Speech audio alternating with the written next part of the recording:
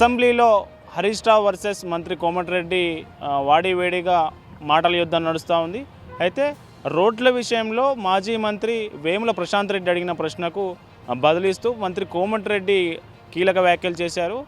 BRS 10 ఏళ్లలో కాళేశ్వరం కమిషన్లు దోచుకోవడం తప్ప రోడ్లను పట్టించుకోలేదని, ఎక్కడ చూసినా 10 ఏళ్లలో అన్ని గుంతల రోడ్లే కనిపించాయనేది మంత్రి కోమటిరెడ్డి ప్రశాంత్ రెడ్డి అడిగిన ప్రశ్నకు జవాబిచ్చారు. అయితే ఉప్పల్ ఫ్లైఓవర్ సంబంధించి గత 7 ఏళ్లుగా ఫ్లైఓవర్ పిల్లర్లు అట్లే ఉన్నాయని, కనీసం పట్టించుకోలేదని, హరీష్ రావుకు కమిషన్ల మీద ఉన్న సోయి వీటి మీద లేకుండా పోయిందని ఆయన కామెంట్ చేశారు.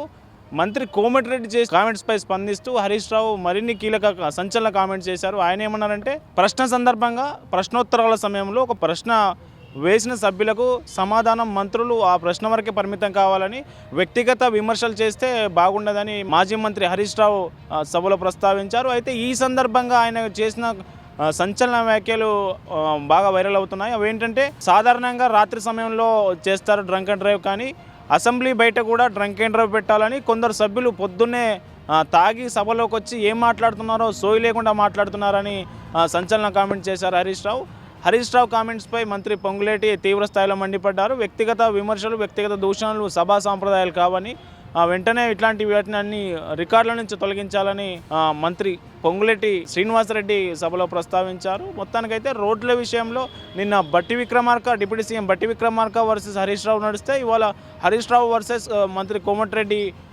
మాటల యుద్ధం కొనసాగుతూ ఉన్నది.